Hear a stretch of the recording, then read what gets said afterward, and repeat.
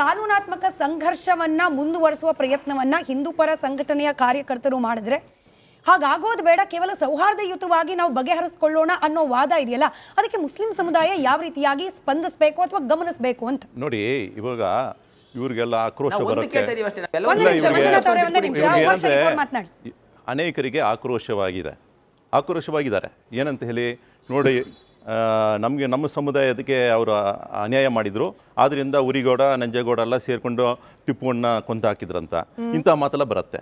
ನಾನೇನು ಹೇಳ್ಕೊತಿಂದ್ರೆ, ಇಂತಹ ಒಂದು ಘಟನೆ ನಡೆದಿದ್ದರೆ ಬ್ರಿಟಿಷರ ಕಾಲದಲ್ಲಿ ಅವರು ಬರ್ದಿಟ್ಟಿರ್ಬೇಕಿರುತ್ತೆ. ಅವರು ಆ ಕಾಲದಲ್ಲಿ ಅಂದ್ರೆ 18ನೇ ಶತಮಾನದಲ್ಲಿ ಇಂತಹ ಯಾವುದೇ ಒಂದು ಉಲ್ಲೇಖವಿಲ್ಲ. ಆ್ಯಂಡ್ ಅಲಾಂಗ್ ಸೈಡ್ ಅಲ್ಲಿ ಅವತ್ತಿನ ಕಾಲಕ್ಕೆ ಇದ್ದ ವಿದ್ವಾಂಸರು, ಹಿಂದೂ ಸಮುದಾಯದ ವಿದ್ವಾಂಸರು ಕೂಡ ಅವತ್ತಿನ ಕಾಲದಲ್ಲಿ ಯಾವುದೇ ಒಂದು ಪುಸ್ತಕದಲ್ಲಿ 18ನೇ ಶತಮಾನದಲ್ಲಿ ಎಲ್ಲಿನೂ ಕೂಡ ಬರೆದಿಟ್ಟಿಲ್ಲ ಉರಿಗೌಡ ಮತ್ತೆ ನಂಜೇಗೌಡ ಸೇರ್ಕೊಂಡು ಟಿಪ್ಪುವನ್ನ ಕೊಂದಾಕಿದ್ರಂತ. ಸೊ ಇದೊಂದು ಮಾತಾಯ್ತಾ. ಎರಡನೇ ವಿಷಯ ಅಂದರೆ 1799ನಲ್ಲಿ ಟಿಪ್ಪುವನ್ನ ಕೊಂದಾಕಿದ್ರು. ಇದರಲ್ಲಿ ಏನು ಡೌಟ್ ಇಲ್ಲ ತಾನೆ. ಅದರ ನಂತರ ಪವರ್ ಬಂದದ್ದು ಯಾರು? ಒಡೆಯಾರ್ಗಳ ಕಾಲದಲ್ಲಿ ಸುಮಾರು 35 ವರ್ಷ ಕಾಲಕ್ಕೆ ಅವರೇ ಇದ್ರು ಅಲ್ಲಿ ಇರತಕ್ಕಂಥ ಪವರ್ನಲ್ಲಿ, ಅಧಿಕಾರದಲ್ಲಿದ್ರು. ಹಿಂದೂ ಸಮಾಜ ಅಲ್ಲಿ ಹೋಗ್ಬೇಕಾಗಿತ್ತಲ್ಲ, ಕೇಳ್ಬೋದಾಗಿತ್ತಲ್ವಾ? ಕೇಳಿದ್ರೆ ಕೊಡ್ತಿದ್ರಲ್ವಾ? ಮತ್ತೆ ಕೇಳೇ ಇಲ್ವಾ ನೀವು? ಯಾಕೆ ಕೇಳಿಲ್ಲ ಸ್ವಾಮಿ? ಯಾಕೆ ಒಡೆಯಾರ್ ಹತ್ರ ಹೋಗಿ ಯಾಕೆ ಕೇಳಿಲ್ಲ? ಸಮಾಜದಲ್ಲಿ ಇನ್ನೂ ಜಾಗೃತಿ ಆಗಿಲ್ಲ.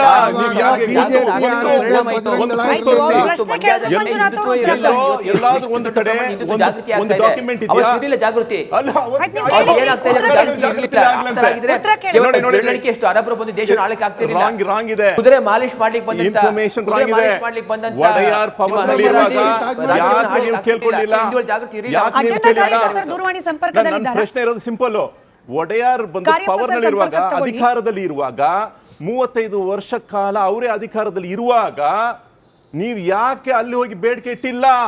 ಯಾಕೆ ಅಲ್ಲಿ ನೀವು ಯಾವುದೇ ಒಂದು ಪುಸ್ತಕದಲ್ಲಿ ನೀವು ಬರೆದಿಟ್ಟಿಲ್ಲ? ಯಾಕೆ ಇದನ್ನ ನೀವು ಆ ಕಾಲದಲ್ಲಿ 18th ಸೆಂಚುರಿಯಲ್ಲಿ ಯಾಕೆ ಬರೆದಿಟ್ಟಿಲ್ಲ? ನನ್ನ ಪ್ರಶ್ನೆಗೆ ಉತ್ತರ ಕೊಡಿ. ಇದು ಇತಿಹಾಸಕಾರರು ಎಕ್ಸಾಕ್ಟ್ಲಿ ಸರ್,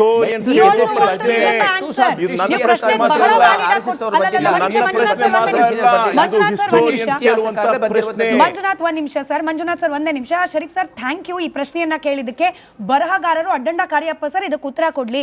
ಒಡೆಯರು ಬಂದ್ರು, ಆಯ್ತು ಸರ್, ಒಡೆಯರು ಬಂದ್ರು, ಅವಾಗ ಯಾಕೆ ಅಲ್ಲಿ ಮೂಡಲಬಾಗಿಲು ಆಂಜನೇಯ ಸ್ವಾಮಿ ದೇವಸ್ಥಾನವನ್ನ ಸ್ಥಾಪನೆ ಮಾಡಲಿಲ್ಲ?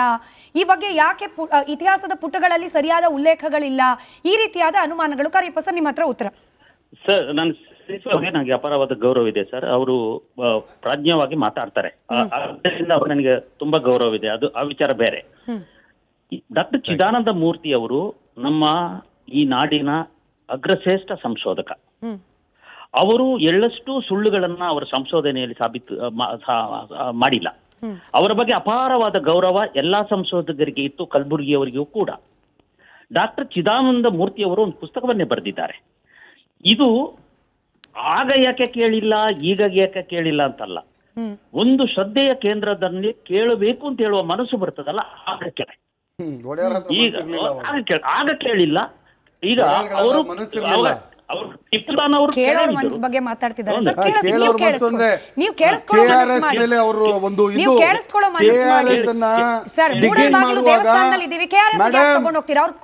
ಇತಿಹಾಸ ಮಾತಾಡ್ತಿರೋದು ಮ್ಯಾಮ್ ಈ ಡಿಬೇಟ್ ಅಲ್ಲಿ. KRS ನ ಡಿಗಿಂಗ್ ಮಾಡುವಾಗ ಒಂದು ಪ್ಲೇಕ್ ಸಿಗುತ್ತೆ, ಅದ್ರ ಮೇಲೆ ಟಿಪ್ಪು ಸುಲ್ತಾನ್ ಹೆಸರಿದ್ರೆ ಒಡೆಯರ್ ತಗೊಂಡೋಗಿ ಅದನ್ನು ಹಾಕ್ತಾರೆ, ಒಡೆಯರ್ ತಗೊಂಡೋಗಿ ಅದನ್ನು ಹಾಕ್ತಾರೆ. ಅದು ಇತಿಹಾಸ. ಇವತ್ತು ಕೂತ್ಕೊಂಡು ಸುಳ್ಳು ಇತಿಹಾಸ ಸೃಷ್ಟಿ ಮಾಡಿ ತುಂಬಾ ವ್ಯಾಲಿಡ್ ಪ್ರಶ್ನೆ ಕೇಳಿದ್ದಾರೆ. ಉತ್ತರ ನೀವು ಕೂಡ ಕೇಳಬೇಕು ಅಂತಿದ್ದೀರಿ. ಉತ್ತರ ಕೊಡ್ಲಿಯಲ್ಲ ಕಾರ್ಯಪ್ಪ ಸರ್. ದೇವಸ್ಥಾನವನ್ನ ಪುನರ್ ನಿರ್ಮಾಣ ಮಾಡಬೇಕು ಅನ್ನೋದು ಕಾರ್ಯಪ್ಪ ಸರ್ ನನ್ನ ಧ್ವನಿ ತಲುಪ್ತಾ ಇದ್ರೆ, ಕಾರ್ಯಪ್ಪ ಅವರೇ ನನ್ನ ಧ್ವನಿ ತಲುಪ್ತಾ ಇದ್ರೆ, ದೇವಸ್ಥಾನ ಪುನರ್ ನಿರ್ಮಾಣ ಮಾಡಬೇಕು ಅನ್ನೋದೇನಿದೆ ಈ ಸಂಕಲ್ಪ ರಾಜಕೀಯ ಪ್ರೇರಿತಾನ? ಬಿಜೆಪಿ ಬಂದ ಸಂದರ್ಭದಲ್ಲೇನೆ ಇಂಥದ್ದೊಂದು ಪ್ರಯತ್ನ ಬರ್ತಾ ಇರೋದಾ? ಒಡೆಯರ ಕಾಲದಲ್ಲಿ ಯಾಕಾಗ್ಲಿಲ್ಲ ಇದು? ಹಿಂದೂಗಳಿಗೆ ಅವಾಗ ಯಾಕೆ ಅನ್ನಿಸ್ಲಿಲ್ಲ, ಇವಾಗ ಯಾಕೆ ಅನ್ನಿಸ್ತಿದೆ? ಸರ್, ಇದು ರಾಜಕೀಯ ಪ್ರೇರಿತ ಆದ್ರೆ ಬಿಜೆಪಿಯಿಂದ ಆಗ್ಬೇಕಾಗಿತ್ತು. ಇದು ಬಿಜೆಪಿಯಿಂದ ಅಲ್ಲ, ಹಿಂದೂ ಮನಸ್ಸುಗಳಿಂದ ಆಗ್ತಾ ಇರೋದು. ಹಿಂದೂ ಸಂಘಟನೆಗಳು ಅಂತಲ್ಲ, ಹಿಂದೂ ಮನಸ್ಸುಗಳಿಂದ ಆಗ್ತಾ ಇರೋದು. ನನಗೂ ಕೂಡ ನನ್ನ ಊರಿನಲ್ಲಿ ಯಾವ್ದಾದ್ರು ಈ ತರದ ಅನ್ಯಾಯ ಆದ್ರೆ ನಾನು ನನ್ನಪ್ಪ ಯಾಕೆ ಕೇಳಿಲ್ಲ ಅಂತ ಕೇಳೋದಿಲ್ಲ. ಅವನು ಕೇಳಿಲ್ಲ ಅಷ್ಟೇ. ಈಗ ನಾನು ಕೇಳ್ತೀನಿ ಮಗ, ಕೇಳಿಲ್ಲ? ಈಗ ನಾನು ಕೇಳ್ತೀನಿ. ಯಾಕೆ? ಹಿಂದೂ ಮನಸ್ಸುಗಳು ಕೇಳ್ತಾ ಇವೆ. ಒಡೆಯರ್ ಹತ್ರ ಯಾಕೆ ಈಗ ಕೇಳಿಲ್ಲ? 500 ವರ್ಷಗಳ ಇತಿಹಾಸದ ರಾಮಚಂದ್ರ ಪ್ರಶ್ನೆ ಸಿಂಪಲ್ ಶ್ರೀರಾಮನ ಆಗಿರೋದು, ಟೆಂಪಲ್ ಎತ್ತಿ ನಿಂತಿದೆ. ಒಡೆಯರ್ ಪವರ್ ನಲ್ಲಿ ಇರುವಾಗ ಯಾಕೆ ಕೇಳಿಲ್ಲ ಅಂತ ನನ್ನ ಅದೇ ಪ್ರಶ್ನೆಗೆ ಉತ್ತರ ಕೊಡಿ. ಕೇಳಿಲ್ಲ ಶರೀಫ್ ಸಾಹೇಬ್ರೆ, ಆಗ ಕೇಳಿಲ್ಲ ಅಂದ್ರೆ ಈಗ ಕೇಳಬಾರದು ಅಂತ ಏನಿದೆ ಶರೀಫ್ ಸಾಹೇಬ್ರೆ? ಇಲ್ಲ, ಅಲ್ಲೇ ಉತ್ತರ ಇದೆ. ಯಾಕಂದ್ರೆ ಅಲ್ಲಿ ಎಲ್ಲಿನೂ ಕೂಡ ಯಾಕೆ ಬರ್ದಿಟ್ಟಿಲ್ಲ. ಕೇಳಿಲ್ಲ ಅಂತ ಹೇಳಿದ್ರೆ ನಿಮ್ಮ ಫಾದರ್ ಕೇಳಿಲ್ಲ ಅಂದ್ರೆ ನೀವು ಕೇಳಬೇಕಾಗ್ತದೆ ಸಾಹೇಬ್ರೆ. ಇಲ್ಲ, ನಾನು ಏನ್ ಕೇಳ್ಕೊಳ್ತಾ ಇದ್ದೀನಿ ಅಂದ್ರೆ, ಆ ಕಾಲದಲ್ಲಿ 18ನೇ ಶತಮಾನದಲ್ಲಿ ಎಲ್ಲಾದ್ರೂ ಬರ್ದಿಟ್ಟಿದಾರಾ ಇಂತಹ ಒಂದು ಘಟನೆ ನಡೆದಿದೆ ಅಂತ? ಸರ್ ನಾನೀಗ ಎರಡೆರಡು ಸರ್ವೆ ಹಲವು ನಿಮಿಷ ಕಾರ್ಯಪ್ಪ ಸರ್ ಕ್ಷಮೆ ಇರ್ಲಿ. ದೇವರನ್ನ ಬದಲಿಸಿ ಕಾರ್ಯಪ್ಪ ಸರ್ ಕ್ಷಮೆ ಇರ್ಲಿ ಕಾರ್ಯಪ್ಪ ಸರ್, ನಾನು ಎರಡೆರಡು ಉಲ್ಲೇಖಗಳನ್ನ ಹೇಳಿದೆ which is a government document. ಅದು 1935 1912 ಸರ್, 1912 and 1935 ಇದಲ್ವಾ ಸರ್? 1799 ಸರ್ ಅಲ್ಲ, ನನಗೆ ಗೊತ್ತಿರೋ ಸಾಕ್ಷ್ಯವನ್ನು ನಾನು ಹೇಳಿದೆ. ನಂದೇನು ಅಪಾರ ನಾಲೆಜ್ ಇಲ್ಲ. ನಾನು ಮಾಡಿದ ಅಲ್ಪ ಹೋಮ್ವರ್ಕ್ ನಲ್ಲಿ ಏನು ಉಲ್ಲೇಖ ಆಗಿದೆ, ಈ ದೇವಸ್ಥಾನವನ್ನು ಯಾರು ಕಟ್ಟಿದ್ರು, ಆ ದೇವಸ್ಥಾನ ನಂತರದಲ್ಲಿ ಜಾಮಿಯಾ ಮಸೀದಿ ಆಗಿದ್ ಹೇಗೆ, ಇದ್ರ ಬಗ್ಗೆ ಸ್ಪಷ್ಟವಾದ ಉಲ್ಲೇಖ ಇದೆ. ನಿಮಗೆ ಅನುಮಾನ ಏನಿದೆ ಸರ್? ನಿಮಗೆ ಅನುಮಾನ ಏನಿದೆ? ಅಬ್ಸರ್ವೇಷನ್ ಕೇಳಿಸ್ಕೊಳ್ಳಿ ಮೇಡಮ್. ಬಾಬ್ರಿ ಮಸೀದಿಯ ಟ್ರಯಲ್ ನಡುವಾಗ ಸುಪ್ರೀಂ ಕೋರ್ಟ್ ಮಾಡಿದ ಅಬ್ಸರ್ವೇಷನ್ ಏನ್ ಗೊತ್ತಾ? We are not sitting here to set right historic wrongs ಅಂದ್ರು. ಐತಿಹಾಸಿಕ ತಪ್ಪುಗಳನ್ನ ಸರಿಪಡಿಸಕ್ ಕೂತಿಲ್ಲ ನಾವಿಲ್ಲಿ. 1942 ಇದು 1992 place of worship act 1991 supreme court ನಲ್ಲೇ ರಾಮ ಮಂದಿರದ ವರ್ಡಿಕ್ಟ್ ಕೂಡ ಬಂದಿದೆ sir. Don't be pick and speak ಬಂದಿತ್ತು, ಪರ್ಸನ್. ಮುಗಿದೋಯ್ತು. ಮೋಹನ್ ಭಾಗವತ್ ಹೇಳಿದ್ರು ಮಂದಿರಗಳನ್ನ ನೀವು ಹುಡ್ಕಕ್ ಹೋಗ್ಬೇಡಿ, ಸಾಕು ಮುಕ್ತಾಯವಾಯ್ತು ಅಂತ. ಅಲ್ಲ, ಹೆಂಗ್ ಮುಗಿದೋಯ್ತು? ನೀವೇ ಉಲ್ಲೇಖ ಹೇಳಿದ್ದು ಸುಪ್ರೀಂ ಕೋರ್ಟ್ ಇಲ್ಲಿ ನಾವು ಇತಿಹಾಸವನ್ನ ಕೆದಕೋಕ್ ಕೂತಿಲ್ಲ ಅಂತ. ನಾನು ಅದೇ ಸುಪ್ರೀಂ ಕೋರ್ಟ್ ರಾಮ ಮಂದಿರ ವರ್ಡಿಕ್ಟ್ ಕೊಟ್ಟಿದೆ ಅಂತಂದಾಗ ಮುಗಿದೋಯ್ತು ಅಂತೀರಿ ಹೇಗೆ? 30,000 ಸಣ್ಣ ಸಣ್ಣ ಯುದ್ಧಗಳಾಗಿವೆ. ಕೇಳಿಸ್ಕೊಳ್ಳಿ ಮೇಡಮ್, ಒಂದೇ ಒಂದು ನಿಮಿಷ ಕೇಳಿಸ್ಕೊಳ್ಳಿ. ಮಾತಾಡಿ ರಜಾಕ್ ಅವ್ರು ಹೇಳಿ. ಕಳೆದ 500 ವರ್ಷಗಳಲ್ಲಿ 20 ರಿಂದ 36,000 ಸಣ್ಣ ಸಣ್ಣ ದೊಡ್ಡ ದೊಡ್ಡ ಯುದ್ಧಗಳಾಗಿವೆ ಈ ಭೂಮಿಯಲ್ಲಿ. ಅರ್ಥ ಆಯ್ತಾ? ಅದ್ರಲ್ಲಿ ಯಾವ ಯುದ್ಧವೂ ಕೂಡ ಹಿಂದೂ ಮುಸ್ಲಿಂ ಅಂತ ಯುದ್ಧಗಳಾಗಿಲ್ಲ. ಎರಡು ರಾಜಂದಿರ ಮಧ್ಯ ಯುದ್ಧ ಆದ್ರೆ ಹಿಂದೂ ರಾಜನ ಕೆಳಗಡೆ ಲೆಫ್ಟಿನೆಂಟ್ ಮುಸಲ್ಮಾನ, ಮುಸ್ಲಿಂ ರಾಜನ ಕೆಳಗಡೆ lieutenant Hindu. Hindu Muslim fight ಅಂದ್ರೆ ಅದು ಹಿಂದೂ ಮುಸ್ಲಿಂ ಫೈಟ್ ಅಲ್ಲ. ಆ ಭೂಮಿಗೋಸ್ಕರ ಒಂದು ಯುದ್ಧ, ಆ ಜಾಗಕ್ಕೋಸ್ಕರ ಸಾಮ್ರಾಜ್ಯನ ಬೆಳೆಸಕ್ಕೆ ಒಂದು ಯುದ್ಧ. ಯಾವತ್ತಿಗೂ ಕೂಡ ಹಿಂದೂ ರಾಜರು ಮಸೀದಿಯನ್ನು ಒಡೆದು ದೇವಸ್ಥಾನ ಕಟ್ಟಿಲ್ಲ. ಇದ್ಯಾರು ಕಾರ್ಯಪ್ಪನವರ? ಮುಸಲ್ಮಾನ ರಾಜರು ದೇವಸ್ಥಾನಗಳನ್ನು ಒಡೆದು ಮಸೀದಿ ಕಟ್ಟಿದ್ದಾರೆ. ಸರ್, ನಾವು ಈ ಇತಿಹಾಸಕ್ಕೆ ಹೋಗಕ್ಕಿಂತ ಮುಂಚೆ ಕಳೆದ 3 ವರ್ಷದಲ್ಲಿ ಹಿಂದೂ ರಾಜ ಮಸೀದಿಯನ್ನು ಒಡೆದ ಅಂತ ಹೇಳೋದನ್ನ ಹೇಳಿ. ದಯವಿಟ್ಟು ಉತ್ತರ ಕೊಡ್ತೀನಿ ಕೇಳಿಸ್ಕೊಳ್ಳಿ. ಮುಸ್ಲಿಂ ರಾಜರ ಹೆಸರು ಉತ್ತರ ಕೊಡ್ತೀನಿ ಕೇಳಿಸ್ಕೊಳ್ಳಿ. ನಾವು 300 ವರ್ಷದ ಇತಿಹಾಸಕ್ಕೆ ಹೋಗಕ್ಕಿಂತ ಮುಂಚೆ ನಾವು 300 ವರ್ಷದ ಇತಿಹಾಸಕ್ಕೆ ಹೋಗಕ್ಕಿಂತ ಮುಂಚೆ ಕಳೆದ 3 ವರ್ಷದ ಇತಿಹಾಸ ಎತ್ತಿದ್ರೆ ಸತ್ಯ ಏನು ಸುಳ್ಳು ಹೇಳೋದು ಗೊತ್ತಾಗುತ್ತೆ. ಸುಳ್ಳು ಸುಳ್ಳು ಸ್ಟೋರಿಗಳನ್ನ ಬರೆದು ಅಲ್ಲೋಗ್ಬಿಟ್ಟು ಹಳ್ಳಿಗಳಲ್ಲಿ ಸುಳ್ಳು ಪ್ರಚಾರ ಮಾಡಿ ನಾಚಿಕೆ ಇಲ್ಲದೆ ರಾಜೀನಾಮೆ ಕೊಟ್ಟವ್ರು ನೀವು. ಇವತ್ತು ನೀವೊಂದು 300 ವರ್ಷದ ಇತಿಹಾಸ ನಮಗ್ ತಿಳಿಸ್ತೀರಾ? ಇತಿಹಾಸವನ್ನ ಸತ್ಯ ಏನು ಸುಳ್ಳು ರಾಜ್ಯ ಜನತೆ ಗೊತ್ತಿರುವ ಮಾತಾಡಿ ಸರ್. 2 ನಿಮಿಷ ಪೂರ್ಣ ನಮ್ಗೆ ಸಮಯ ಕೊಟ್ಟು ಒಂದು ವರ್ಷಿಪ್ ಆಕ್ಟ್ ಬಗ್ಗೆ ಹೇಳ್ತಿದ್ದಾರೆ. ವರ್ಷಿಪ್ ಆಕ್ಟ್ ಅಲ್ಲಿ ಏನಿದೆ, ಅಯೋಧ್ಯ ರಾಮ ಮಂದಿರವನ್ನು ಹೊರತುಪಡಿಸಿ ಹಾಗೂ ಪ್ರಾಚೀನ ಪುರಾತತ್ವ ಇಲಾಖೆಗೆ ಸಂಬಂಧಪಟ್ಟಂತ ಸ್ಮಾರಕಗಳನ್ನು ಹೊರತುಪಡಿಸಿ ಇನ್ನು ಉಳಿದಂತ ಯಾರು ಬೇಕಾದ್ರೂ ಕೂಡ ಪರಿವರ್ತನೆಗೆ ಅವಕಾಶ ಇದೆ. ಈಗ ಶ್ರೀರಂಗಪಟ್ಟಣದ ಮೂಡಲಬಾಗಿಲು ಶ್ರೀ ಆಂಜನೇಯ ಸ್ವಾಮಿಯ ಮೂಲ ಸ್ಥಳ ಏನಿದೆ ಅದು ಪ್ರಾಚೀನ ಪುರಾತತ್ವ ಇಲಾಖೆಗೆ ಸಂಬಂಧಪಟ್ಟಂತ ಸ್ಮಾರಕ. ಯಾವತ್ತಾಗಿದ್ದು ಇದಕ್ಕೆ ಅಪ್ಲೈ ಆಗಲ್ಲ. ಕೇಳಿಸ್ಕೊಳ್ಳಿ ಸರ್, ಪೂರ್ತಿ ಕೇಳಿಸ್ಕೊಳ್ಳಿ.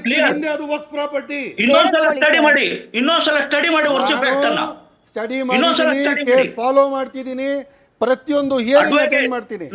ನನಗೆ ಚೆನ್ನಾಗಿ ಗೊತ್ತಿದೆ. ಯಾವಾಗ ಆಗಿದ್ದು ಅದು? ASI ಗೆ ಜಾಗ ಸೇರಿದ್ದು ಯಾವಾಗ? ಅಲ್ಲಲ್ಲ, ಒಂದ್ ನಿಮಿಷ ಮಂಜುನಾಥ್ ಸರ್, ಒಂದ್ ನಿಮಿಷ. ರಜಾಕ್ ಅವರ ತಕರಾರೇನು ಅದು ASI ಗೆ ಸೇರೋಕ್ ಮುಂಚೆ ಏನಾಗಿತ್ತು sir? It is a work property. ASI ಗೆ ಸೇರುವಾಗ ವರ್ಕ್ ಪ್ರಾಪರ್ಟಿ ಅಂತ ಹೇಳಿ ಯಾಕೆ ಸರ್ ನೀವು ಹೋಗ್ಲಿಲ್ಲ? ಮೇಡಮ್ ಕೇಳಿ ಒಂದು ನಿಮಿಷ, ಕೇಳಿ. ASI ಗೆ ಸೇರಿದ್ರೇನ್ ತಪ್ಪಿಲ್ಲ. ಪ್ರಾಚೀನ ಒಂದು ಸ್ಮಾರಕ ಒಂದ್ ನಿಮಿಷ ಅದು ಮಂಜುನಾಥ್ ಬಂದಿರುವಂತದ್ದು ಸರ್, ASI ನಲ್ಲಿ, ಮಂಜುನಾಥ್ ಅದನ್ನ ಸರ್, ಇವ್ರು ಬಗ್ಗೆ ಮಾಡ್ತಿರೋದು ASI, ಅದು ಮಾತಾಡೋಣ. protection ಅದರ ಮಾಡ್ಬೇಕಾಗಿರೋದು protection ASI. ಅಂತ ಹೇಳಿ ನಮ್ಮ ಮಸೀದಿ ಇಲ್ಲ ಅಂತ ಬರಲ್ಲ. ಪೂರ್ತಿ ಕೇಳಿಸ್ಕೊಳ್ಳಿ ಮಂದಿರ ರಜಾಕ್ ಇತ್ತು ಅಂತ ಅವ್ರೆ. ಬರಲ್ಲ. ನನ್ ಪ್ರಶ್ನೆ ಹಾ, ಇಷ್ಟೇ ಕೇಳಿ. ಸಿಂಪಲ್. ಉಮರ್ ಶರೀಫ್ ಅವ್ರು ಏನ್ ಕೇಳಿದ್ರು, ಒಡೆಯರ್ ಬಳಿಯಲ್ಲಿ ಹೋಗಿ ಯಾಕೆ ಪ್ರಶ್ನೆ ಮಾಡ್ಲಿಲ್ಲ ಯಾರು ಅಂತ ಕೇಳಿದ ಲಾಜಿಕ್ ನಲ್ಲೇ ನಾನು ಕೇಳ್ತಾ ಇದ್ದೀನಿ.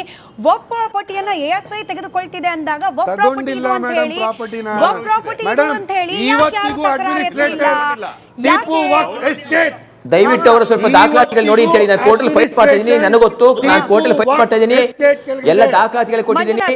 ಅದು ಇರುವಂತದ್ದು ASI ಕೈಲಿ, ಆರ್ಕಿಯಾಲಜಿಕಲ್ ಸರ್ವೆ ಆಫ್ ಇಂಡಿಯಾ ಕೈಲಿ ಇರೋದು. ನಾನು ಕೋರ್ಟ್ಗೆಲ್ಲ ದಾಖಲಾತಿ ನಾನು ಕೊಟ್ಟಿದ್ದೀನಿ, ಯಾಕಂದ್ರೆ ನಾನು ಫೈಟ್ ಮಾಡ್ತಾ ಇರೋದು. ನಾನು ಖುದ್ದು ಪೊಟೆನ್ಶಿಯಲ್ ಫೈಟ್ ಮಾಡ್ತಾ ಇದ್ದೀನಿ ಅದನ್ನ.